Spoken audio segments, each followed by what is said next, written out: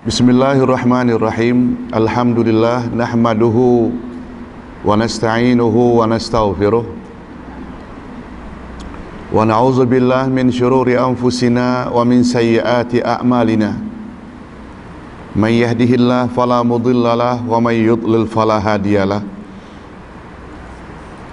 Asyhadu an la ilaha illallah wahdahu la syarikalah wa asyhadu anna Muhammadan abduhu wa rasuluh la nabiyya ba'dah.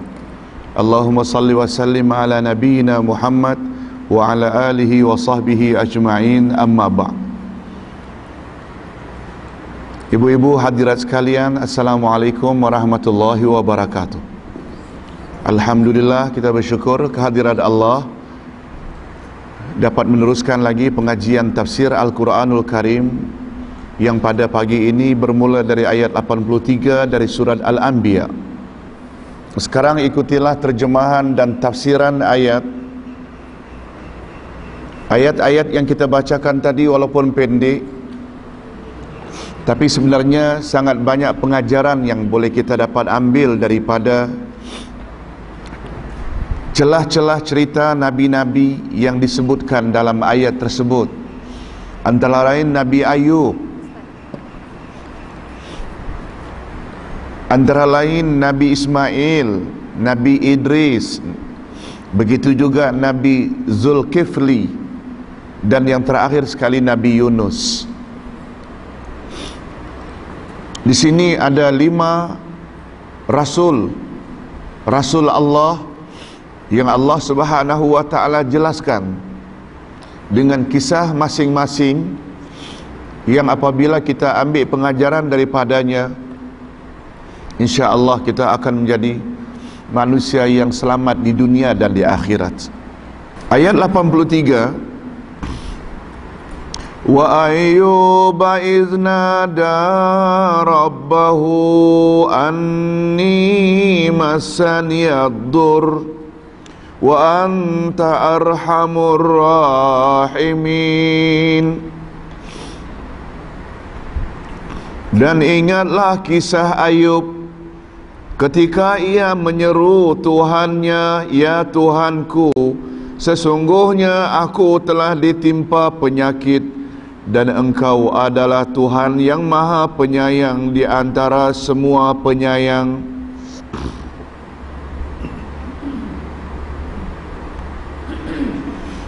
Ayub adalah salah seorang rasul yang mendapat cobaan daripada Allah dalam bentuk penyakit. Bukan saja dalam bentuk penyakit, beliau juga dicoba oleh Allah dengan musnahnya rumah beliau, dengan musnahnya kebun beliau, dengan musnahnya anak-anak beliau.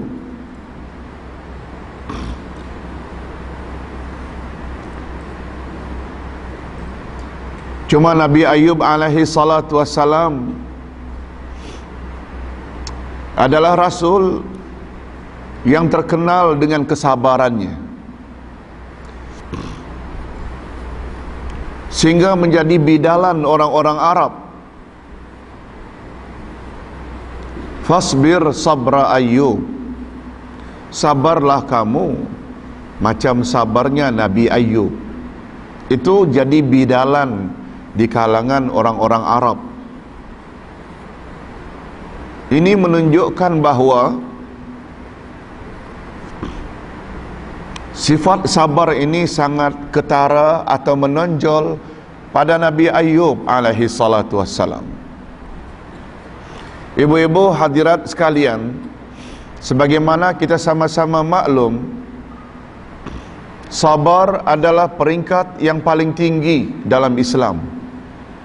Sabar adalah salah satu sifat, termasuk sifat yang sangat besar ganjarannya di sisi Allah Azza wa Jalla.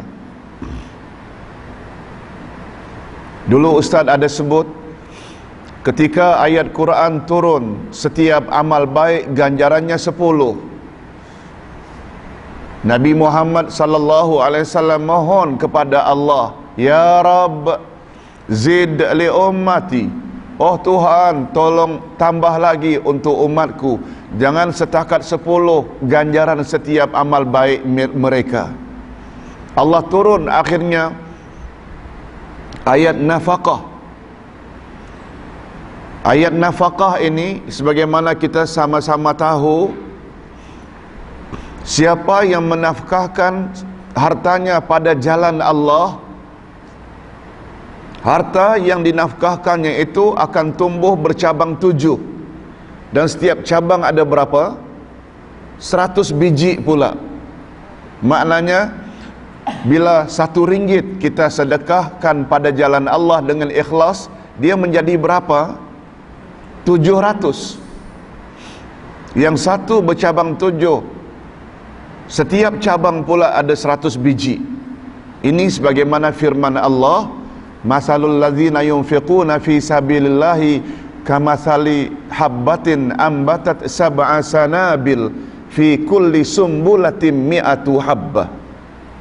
Perumpamaan orang yang membelanjakan hartanya pada jalan Allah, tak ubahnya 1 biji yang tumbuh 7 cabang, tiap-tiap cabang ada 10 biji.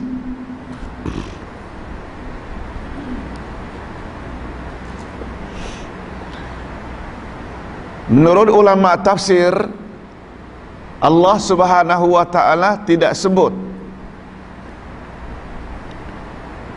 satu yang kita bagi pada jalan Allah mendapat ganjaran 700. Allah tidak sebut secara direct begitu. Ini memberi makna yang kita dapat dari satu yang kita beri nafkah bukan sekedar 700, sebab dia berganda-ganda. Itu sebabnya Allah tidak sebut dengan cara satu amalan manusia gandanya 700. Itu tak sama dengan bila diberi satu, dari satu akan tumbuh 7 cabang, tiap cabang ada 100 biji. Dengan menyebut cara begitu, ganjarannya lebih daripada 700. Begitu menurut analisa ulama tafsir. Nah, setelah turun ayat tersebut, Nabi Muhammad sallallahu alaihi wasallam minta lagi, ya Rab, zid li ummati, tolong tambah lagi ya Allah, jangan setakat 700. Lalu Allah turunkan ayat 10 dari surat Az-Zumar yang berbunyi, innama yuwaffas sabiruna ajrahum bighairi hisab. Sesungguhnya orang-orang yang sabar akan diberi balasan, disempurnakan balasannya tanpa hisab. Tanpa hisab di sini boleh berarti tidak ada limitnya ganjaran yang Allah akan bagi. Itu pengertian pertama. Bukan setakat 700, itu maknanya bighairi hisab, unlimited, tidak ada limitnya. Makna yang kedua, orang-orang yang sabar bila mati masuk syurga tak perlu dihisab. Ini ada riwayat yang menyebut bahwa ada satu rombongan di akhirat nanti yang menuju ke arah syurga. Tiba-tiba mereka dihadang oleh para malaikat. Kata malaikat, rombongan, kamu tidak berhak untuk masuk syurga dengan begitu saja tanpa dihisab. Lalu rombongan tersebut menjawab, kami telah mendapat arahan dari Allah untuk masuk syurga tanpa dihisab. Lalu para malaikat bertanya, man antum, siapa kamu? Nahnu sabirun, kami adalah orang-orang yang sabar. Oh, kalau begitu persilakan. Ini riwayat menguatkan pandangan yang menafsirkan bighairi hisab, masuk syurga tanpa dihisab. Dapat faham, Bu? Keutamaan dan kelebihan sabar ini diperkuatkan lagi oleh firman Allah yang menyatakan bahawa Apabila penduduk syurga masuk syurga, orang yang layak masuk neraka, yang layak masuk syurga, selesai hisab. Lalu malaikat-malaikat mendapat arahan dari Allah untuk memasuki syurga. Lalu mereka pun memasuki syurga melalui semua pintu. Matlamat pemergian mereka ke syurga adalah untuk mengucapkan ucap tahniah kepada penghuni syurga. Dalam Quran disebut, apakah bunyi ucap tahniah malaikat-malaikat tersebut terhadap penghuni syurga? Salamun alaikum bima sabartum. Selamat sejahtera untuk kamu sekalian, wahai penghuni syurga, akibat kesabaranmu dahulu. Karena sabarmu dahulu. Kalaulah dalam ucap tahniah sampai malaikat timbulkan sebab mereka itu mendapat ucap tahniah dan masuk syurga, yaitu bima sabartum, menunjukkan derajat sabar tinggi tak? Maka itu yang disebut, bukan yang lain-lain. Betul tak, Bu? Nah, sekarang kita tidak bawa kisah Nabi Ayub, Nabi yang terkenal dengan kesabarannya. Ini tidak bermakna Nabi-Nabi lain tidak sabar. Nanti akan disebut juga. Tapi sampai orang Arab menggunakan bidalan dalam kehidupan sehari-hari, bila hendak membujuk orang yang sedang marah supaya sabar, sampai menggunakan kata-kata sebagai bidalan, fasbir sabra Ayub ya akhi. Kawan, sabarlah macam sabarnya Ayub. Disebut Ayub menunjukkan dia yang paling sabar. Betul tak, Bu? Tak disebut nama-nama rasul lain, tapi Ayub yang ditonjolkan menunjukkan Ayub orang yang sangat sabar. Baik, ibu-ibu hadirat yang saya hormati, wa ayyuba iznada rabbahu, dan ingatlah kisah Ayub ketika ia menyeru Tuhannya. Nada di sini dengan makna doa, menyeru dengan makna berdoa kepada Tuhannya. Apa yang dikatakan oleh Ayub kepada Tuhannya? Dia tidak sebut bahawa ia sakit. Tidak. Ini menunjukkan bahawa Ayub adalah orang yang sangat yakin, yang sangat tahu bahawa Allah Subhanahu wa taala Maha mengetahui akan hakikat atau keadaan dirinya. Cukup dia gunakan sindiran, anni masaniyaddur, ya Tuhanku, sesungguhnya aku telah ditimpa penyakit.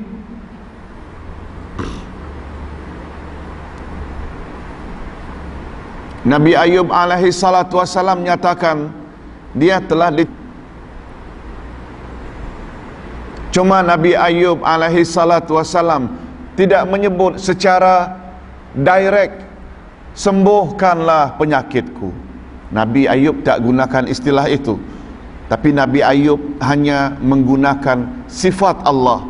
Wa anta arhamur rahimin, dan engkau adalah Tuhan yang maha penyayang di antara semua penyayang. Kan Nabi Ayub tak gunakan istilah, ya Allah, aku telah ditimpa penyakit, sembuhkanlah penyakitku ya Allah. Sudah sekian lama aku menderita, ya Allah, aku banyak beramal, mengapa engkau tidak sembuh? Dia tidak sebut kata itu. Cukup memberi isyarat, wa anta arhamur rahimin, engkau adalah maha pengasih, penyayang dari semua yang penyayang. Maknanya dengan adanya sifat kasih sayang, dan Allah pula maha mengetahui apa yang sedang diderita oleh Nabi Ayub, tentu jawabannya Allah akan hilangkan derita tersebut. Betul tak, Bu? Ini dari sudut sindiran. Maknanya Nabi Ayub alaihi salatu wassalam bertawassul kepada Allah supaya disembuhkan penyakitnya dengan menggunakan nama-nama Allah. Ini yang kita sebut dengan tawassul melalui nama-nama Allah. Itu sebabnya kita bila minta kepada Allah, Ya Rahman, Ya Rahim, dengan menyebut saja wahai Allah yang Maha Pengasih, wahai Allah yang Maha Penyayang, dia tersirat di dalamnya harapan dari orang yang mengajukan doa itu agar Allah kasihani dia. Itu sebabnya ada amalan setengah-setengah orang kita, apabila kamu minta supaya hatimu lembut, atau orang yang kamu akan hadapi lembut hatinya, banyak-banyak sebut Ya Latif, Ya Latif, Ya Latif. Betul tak Bu? Ya Latif maknanya wahai Allah yang Maha lemah lembut. Ya Latif, Ya Latif, Ya Latif, Ya Latif, itu nama Allah. Dia mengandung secara tersirat di dalamnya, lembutkanlah hatiku, lembutkanlah hati orang yang akan aku temui, lembutkanlah hati orang yang akan macam-macam lagi lah. Hati suami, ya, apalagi namanya Abdul Latif.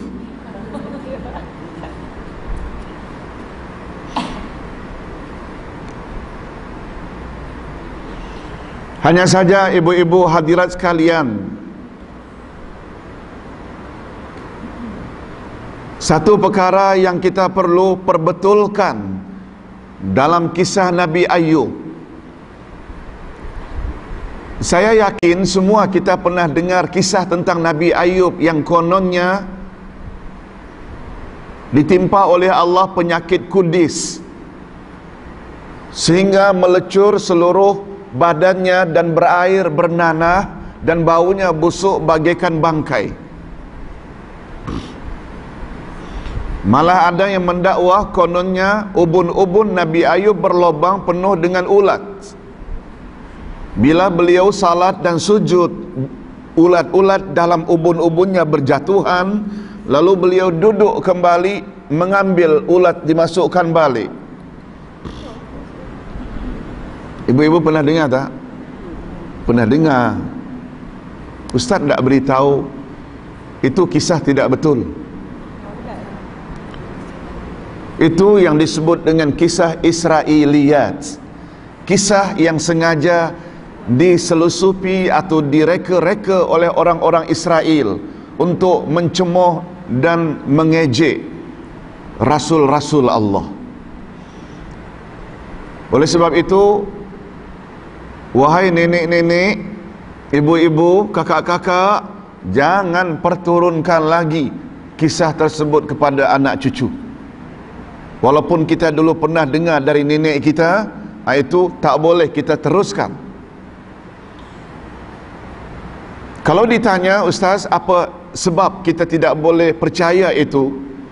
Sebab ibu-ibu dan hadirat sekalian, penyakit seumpama itu tidak boleh ada pada Rasul-Rasul Allah. Sebab kita tahu Rasul-Rasul Allah maknanya utusan-utusan Allah. Rasul-Rasul Allah adalah middleman, orang tengah antara Allah dengan manusia. Manusia tahu ajaran Allah melalui para Rasul. Oleh sebab itu umat perlu dekat pada Rasul. Rasul hendaklah bermesra-mesra dengan umat untuk menyampaikan mesej dan risalah Tuhan.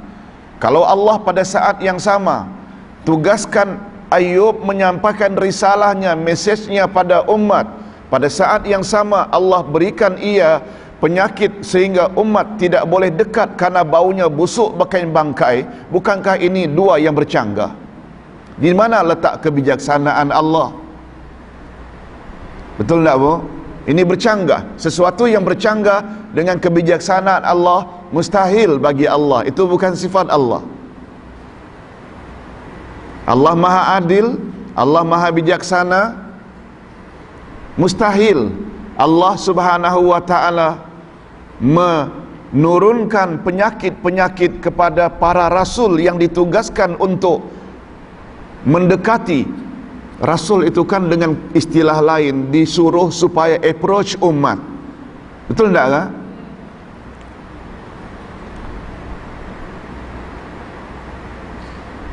Itu sebabnya seorang ulama yang bernama Syekh Muhammad Ali As-Sabuni, Muhammad Ali As-Sabuni dalam kitabnya An-Nubuwah wal Anbiya, An-Nubuwah, kenabian, wal Anbiya, dan nabi-nabi, menyebut sifat rasul yang wajib bagi rasul sebenarnya 6, bukan 4. Sifat wajib bagi rasul, coba ibu-ibu sebut yang 4 itu yang popular, diketahui oleh semua kita. Siddiq, lagi amanah, lagi tabligh, lagi fatanah. Ini yang popular. Siddiq maknanya benar. Semua cakap rasul benar belaka, tidak ada dusta. Itu makna siddiq. Amanah, iaitu dapat dipercayai, sebab para rasul tidak ada yang khianat. Tabligh, iaitu menyampaikan. Oleh sebab itu dakwaan sesetengah orang-orang tarikat bahawa ada zikir-zikir tertentu yang diajar oleh Rasul kepada sahabat-sahabat tertentu, Nabi tidak ajar kepada sahabat yang lain. Ini memberi makna Nabi khianat. Sebab Nabi mesti menyampaikan untuk dilaksanakan oleh umat segala perkara yang baik, tanpa memilih siapa yang dia patut sampaikan. Nabi juga mesti melarang semua umatnya dari melakukan perkara yang boleh membawa mudarat. Kalau Nabi pilih-pilih orang tertentu dalam menyampaikan perkara kebaikan dan haramkan daripada orang lain kebaikan itu, tabligh tak Nabi? Atau kitman? Kitman maknanya menyembunyikan. Lawan daripada tabligh iaitu kitman.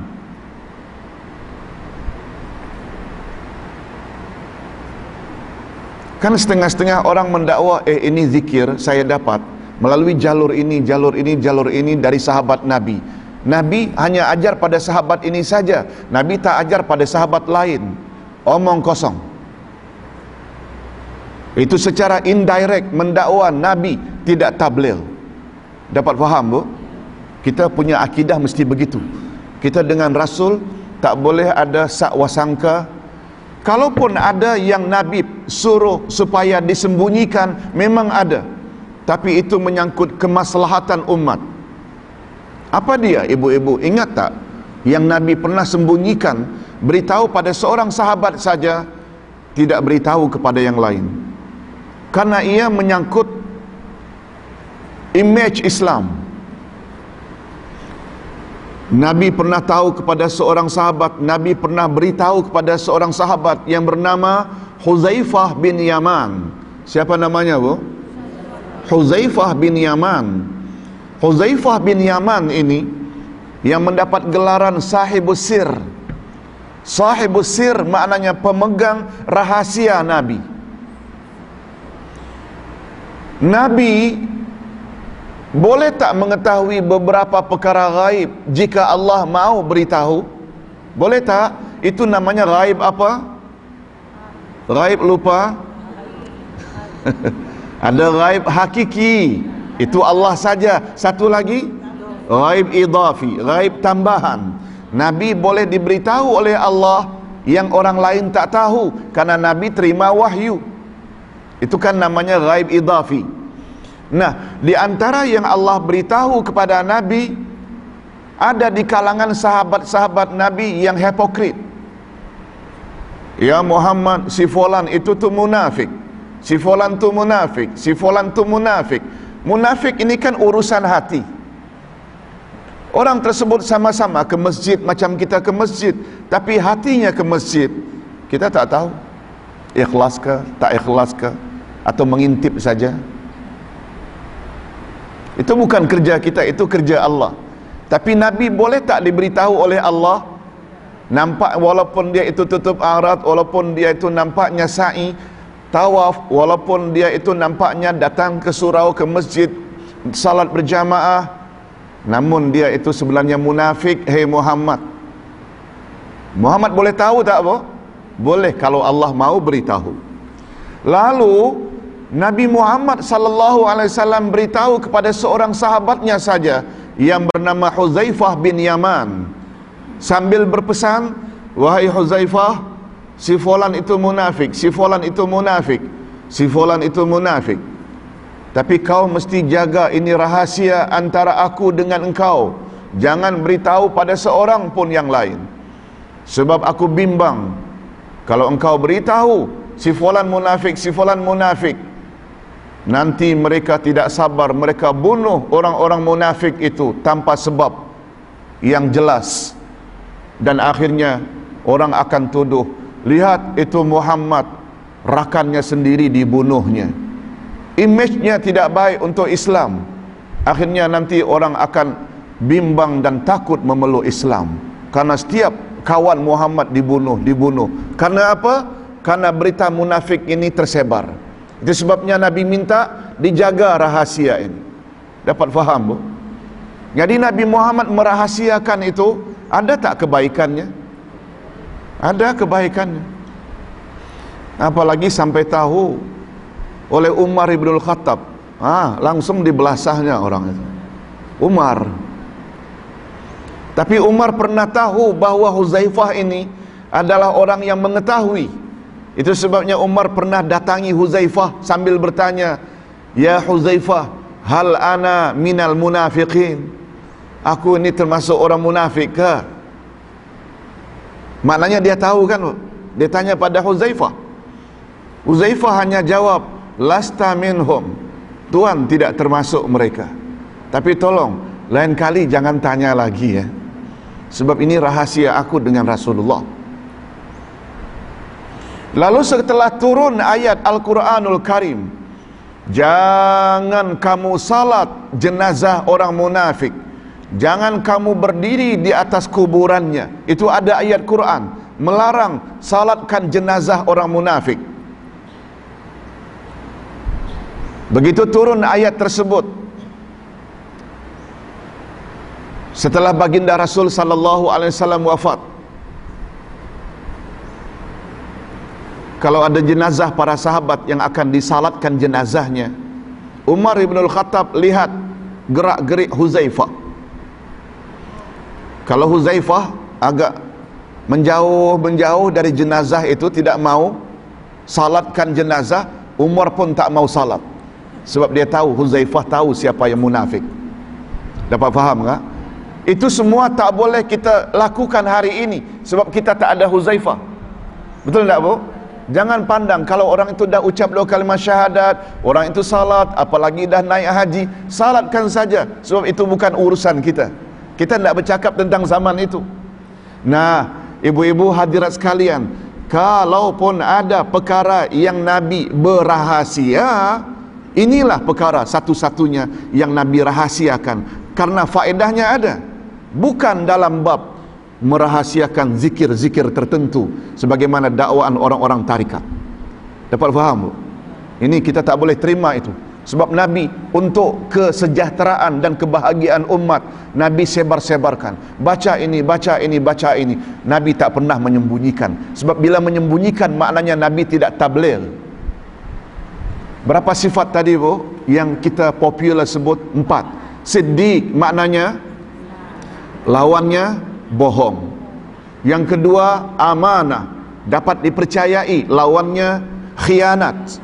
Yang ketiga yaitu tabligh, yaitu menyampaikan, lawannya kitman, yaitu menyembunyikan. Dan yang terakhir fatana, yaitu bijaksana. Bijaksana atau dengan kata lain, mempunyai akal yang sangat cerdas, atau dengan istilah lain dapat mematahkan argument lawan. Itu fatanah. Tentu saja lawan dari fatanah bodoh. Nah, ini sifat yang popular untuk rasul-rasul, yang disebut dengan sifat wajib bagi rasul. Nah, apa yang Ustaz sebutkan tadi, kata Syekh Muhammad Ali As-Sabuni dalam kitabnya An-Nubuwah wal Anbiya, ada dua sifat lagi yang wajib bagi rasul, yaitu sifat kelima, maksum. Apa makna maksum, Bu? Apa makna maksum? Terpelihara daripada salah silap, terpelihara daripada dosa-dosa besar dan kecil. Itu makna maksum. Ya. Oleh sebab itu, kita boleh tak mendakwa orang-orang saleh tertentu itu maksum? Apa saja yang diajarnya kita kena ikut saja. Dia bawa dalil ke tak bawa dalil, ikut saja mendakwa kononnya orang alim itu, orang saleh itu tak pernah buat salah. Tak boleh. Ini yang namanya dalam istilah akidah ghulu. Ghulu itu maknanya melampau batas, menganggap seseorang mengatasi sifat sebenar orang itu. Sebagaimana dakwaan orang-orang Syiah, antara lain Sayyidina Ali itu adalah maksum. Bagi kita Sayyidina Ali tidak maksum. Sebab apa? Ali bukan rasul. Begitu juga dakwaan orang-orang Syiah, 12 orang imam keturunan Sayyidina Ali, semuanya maksumin. Kita orang yang berpahaman Ahlus Sunnah wal Jamaah boleh tak beranggapan, oh wali itu ustaz anu, kiai anu maksum? Boleh tak? Tak boleh. Bagi kita maksum hanya para rasul. Okey, dah berapa ibu-ibu semua sifat rasul yang wajib? 5. Yang satu lagi sifat wajib bagi rasul, yaitu semua rasul terselamat dari penyakit-penyakit yang menjijikkan. Ibu-ibu, para rasul boleh ditimpa sakit atau tidak? Boleh. Sakit perut, sakit gigi, pening kepala, sendi-sendi, seperti Nabi Yaqub, itu beliau ada gout. Itu sebabnya beliau tidak makan daging onta. Penyakitnya penyakit gout, itu Nabi Yaqub. Nabi Muhammad juga pernah sakit. Bukan saja sakit, semua nabi boleh wafat. Betul tak, Bu? Lebih dari sakit itu. Tapi sakit yang menjijikkan seperti yang digambarkan tadi. Ayub punya ubun-ubun berlobang, semuanya berisi ulat. Bila sujud berjatuhan ulat, bila duduk dimasukkan balik. Kisah apa ini? Ibu-ibu, betul tak? Macam mana orang tak dekat kalau sudah baunya macam bangkai? Kan bercanggah dengan tugasnya, dengan orang tak mau dekat. Macam mana tak melaksanakan tugas kalau jadi macam itu? Sebab yang turunkan penyakit Allah juga, yang tugaskan menyampaikan risalahnya Allah juga. Allah buat perkara yang bercanggah. Boleh tak atau mustahil? Mustahil. Itu sebabnya kita tidak katakan itu bukan dari ajaran yang sebenarnya, tapi kisah yang sengaja dimasuki oleh orang-orang Israiliyat. Itu namanya Israiliyat. Baik. Jadi Nabi Ayub alaihi salatu wassalam minta dikasihani oleh Allah. Wa anta arhamur rahimin. Ibu-ibu, kita ada penyakit.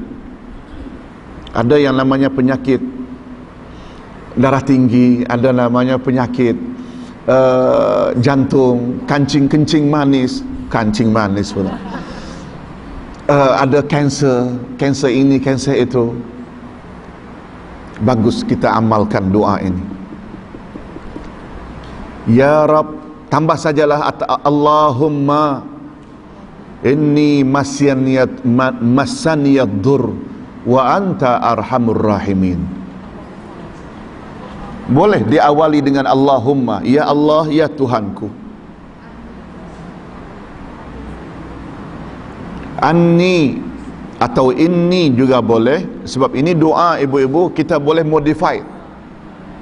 Itu sebabnya di dalam ilmu retorika bahasa Arab yang disebut dengan ilmu balaghah, ilmu bahasa, ilmu sastra Arab, ilmu balaghah, ada satu istilah yang disebut dengan iqtibas. Apa bu? Iqtibas ini yaitu kita mengambil sesuatu dari Al-Quran tetapi kita modified sedikit untuk kita jadikan doa.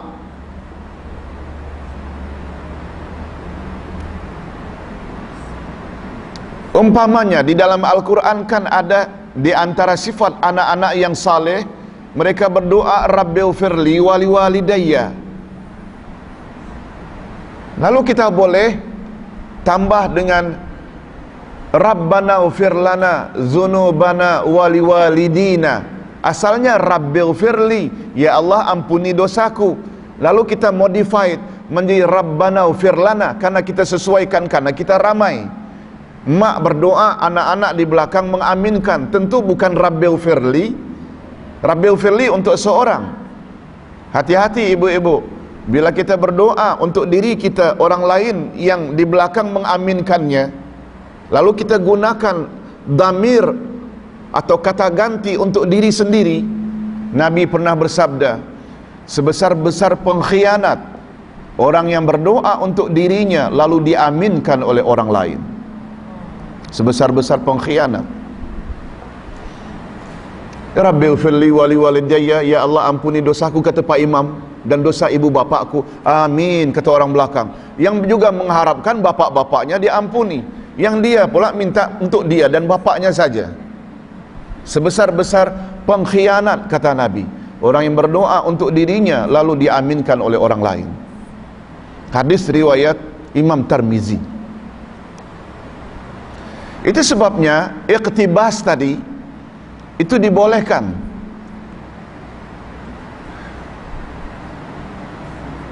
Iqtibas maknanya kita ambil doa dari Al-Quran lalu kita sesuaikan dengan keadaan kita. Itu namanya iqtibas. Dia bukan ayat Quran lagi, tapi kita mengambil dari situ. Baik, ibu-ibu, doa Nabi Ayub ternyata dikabulkan oleh Allah. Fastajabna lahu fakashafna ma bihi min dur. Maka kami pun memperkenankan seruannya itu. Nah, fastajabna maknanya mustajab. Kan ada istilah kita doa yang mustajab. Mustajab maknanya makbul. Apa makna makbul bu? Diterima, diterima. Ya, atau istilahnya diperkenankan Allah. Jadi doa Nabi Ayub Allah perkenankan tak? Nah, lihat, beliau gunakan uslub atau redaksi, susunan macam tadi. Allahumma anni masaniyaddur wa anta arhamur rahimin. Ibu-ibu, sebenarnya doa ini tak perlu sangat panjang sampai berjela-jela. Yang mustahak sebenarnya doa itu perlu dengan keikhlasan. Pendek pun cukup. Lihat, doanya pendek saja, tapi hatinya itu cukup ikhlas memohon kepada Allah. Fastajabna lahu, maka kami pun memperkenankan seruannya itu. Fakashafna ma bihi min dur, lalu kami lenyapkan penyakitnya yang ada padanya. Nah, ibu-ibu, dengan adanya ayat ini, betul tak Nabi Ayub itu ditimpa penyakit? Ya, kita tidak nafikan penyakitnya bu, betul tak bu? Yang kita nafikan sampai ke peringkat ubun-ubun berlobang penuh dengan ulat, melecur semuanya, kudisnya berair bernanah, baunya macam bangkai. Itu yang kita nafikan, bukan penafian terhadap penyakit. Penyakit memang betul. Setengah ulama mengatakan beliau menderita selama 13 tahun, ada 18 tahun, ada 15 tahun, ada 7 tahun. Ada yang menyebut 7 tahun, 7 bulan, 7 minggu, 7 hari, 7 jam. Sampai begitu, Bu. Ada yang membuat detail begitu. 7 tahun, 7 bulan, 7 minggu, 7 hari, 7 jam. Lalu mendapat pengkabulan. Lalu disembuhkan sepenuhnya oleh Allah Azza wa Jalla. Nah, bukan saja penyakitnya disembuhkan oleh Allah, wa atainahu ahlahu wa mislahum ma'ahum rahmatan min indina wa dzikra lil abidin. Dan kami kembalikan keluarganya kepadanya, dan kami lipat gandakan bilangan mereka sebagai suatu rahmat dari sisi kami, dan untuk menjadi peringatan bagi semua yang menyembah Allah. Ibu-ibu, di sini dikatakan kami kembalikan kembali istrinya, keluarganya. Keluarga di sini maknanya istri dan anak-anaknya. Istri Nabi Ayub namanya Rahmah.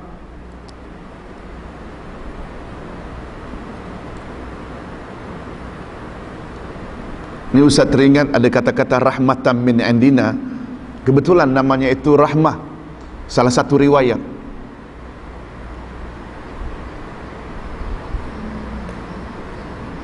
Dikatakan Rahmah ini zuriat daripada Nabi Yusuf. Mesti cantik punya, sebab Nabi Yusuf handsome.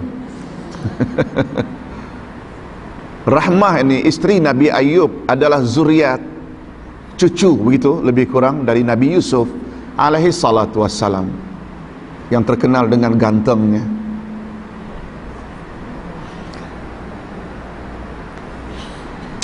Rahmah ini khidmat dengan baik terhadap suaminya Ayub walaupun sakit, tapi biasalah sebagai seorang istri, karena lama sangat sakit, tertanya, bila lagi wahai Ayub engkau hendak mohon pada Allah setelah sakit sekian lama? Hanya keluar kata itu saja, ada sedikit rasa lama sangat sakitnya. Mungkin dia agak rasa penat mengurusnya. Timbul kemarahan Nabi Ayub. Tak sepatutnya engkau tanya begitu. Tahu tak engkau, aku malu memohon kepada Allah untuk disembuhkan penyakitku, sehingga sama panjang antara nikmat sihat yang Allah telah beri padaku dengan sakit yang menimpa aku. Begitu kata Ayub. Kalau umpamanya Ustaz tak confirm, tentu saja diangkat jadi rasul umurnya 40 ke atas. Kalau sakit baru hanya 13 tahun, aku tidak tunggu biar sampai 40 tahun umurku, aku dah diberi sehat. 40 tahun aku sakit, jadi 40 baru aku tak segan-segan minta agar Allah sembuhkan. Dapat faham? Itu ada riwayat yang mengatakan begitu. Oleh sebab itu permintaan istrinya, bila lagi engkau tidak sembuh, tak minta kepada Allah, membuat dia berjanji akan memukulkan istrinya sebanyak 100 pukulan. Tetapi ibu-ibu hadirat sekalian, tapi karena kesalehan Ayub dan kesalehan istrinya yang punya kesalahan hanya sedikit, Allah Subhanahu wa taala benarkan Nabi Ayub untuk mengambil 100 helai rumput. 100 helai rumput dipukul sekali saja sama dengan 100 kali pukulan. Dapat faham maksud Ustaz? Bukan maknanya pukul belasah sampai 100 kali, karena beliau tadi tersinggung sangat dengan kata istrinya tak tahan, sedangkan beliau itu sabar. Istri tak sabar, beliau terucap akan memukul 100 kali, tetapi rupanya nazar beliau, ucapan beliau, ikrar beliau itu telah dirubah oleh Allah. Ambil saja rumput 100 helai, pukul sekali sama dengan engkau memukul 100 kali isterimu. Ini semua berkat karena kesalehan Ayub dan ketaatan istrinya Rahmah. Kisah-kisah ini semua terdapat di dalam kitab-kitab tafsir yang muktabar. Wallahu a'lam. Itu sebabnya disebut di sini, kami kembalikan, selain daripada penyakitnya disembuhkan oleh Allah, lalu keluarganya dikembalikan. Yang pertama istrinya. Itu kan maknanya dah selesai dengan istri. Juga anak-anaknya yang meninggal dunia, yang memerlukan kesabaran, lalu Allah Subhanahu wa taala beri anugerah berlipat ganda anaknya, sehingga ada yang mengatakan anak beliau akhirnya menjadi 7 orang lelaki, 7 orang perempuan. Beliau mendapat 7 orang anak laki-laki, 7 orang anak perempuan. Nah, adapun bahagian penghujung ayat, wa zikra lil abidin, dan untuk menjadi peringatan bagi semua orang-orang yang menyembah Allah. Termasuk tak kita, ibu-ibu? Ya, abidin, orang yang banyak beribadat. Maknanya pada kisah Nabi Ayub itu, ada tak pengajaran untuk kita? Ada, yaitu bila ditimpa penyakit, ditimpa musibah, kita kena sabar. Itu maksudnya. Itu maknanya zikra, peringatan, pengajaran, iktibar bagi orang-orang yang beribadat pada Allah. Kita teruskan dengan ayat berikut. Kita berpindah pada kisah Nabi Ismail pula, Idris dan Zulkifli. Wa Ismail wa Idris wa Zulkifli kullum minas sabirin. Dan ingatlah kisah Ismail, Idris dan Zulkifli, semua mereka termasuk orang-orang yang sabar. Ibu-ibu, Nabi Ismail termasuk orang sabar tak? Allahu Akbar. Apa di antara kesabaran Nabi Ismail? Ya, beliau sedia untuk disembelih oleh ayahnya Ibrahim. Nabi Ibrahim alaihi salatu wassalam pada satu malam pernah bermimpi, yang dalam mimpinya beliau melihat menyembelih anaknya. Lalu pada paginya beliau beritahu kepada anaknya Ismail, sebab ketika itu anak beliau hanya seorang sahaja. Nabi Ibrahim berapa orang anak? 2 orang anak. Yang satu lagi namanya Ishak. Ishak ini wujud atau lahir dari istrinya yang pertama, Sarah, setelah kejadian penyembelihan atau sebelum. Ismail lahir dahulu dari istri keduanya yang bernama Hajar. Kemudian lahir pula Ishak dari istrinya pertama yang bernama Sarah. Pertanyaannya, kelahiran Ishak sesudah penyembelihan terhadap Ismail atau sesudah? Sesudah, yang betulnya sesudah.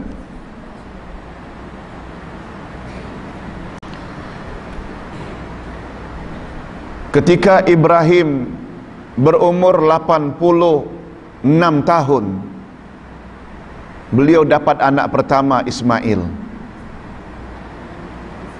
Umur 86 tahun, Bu.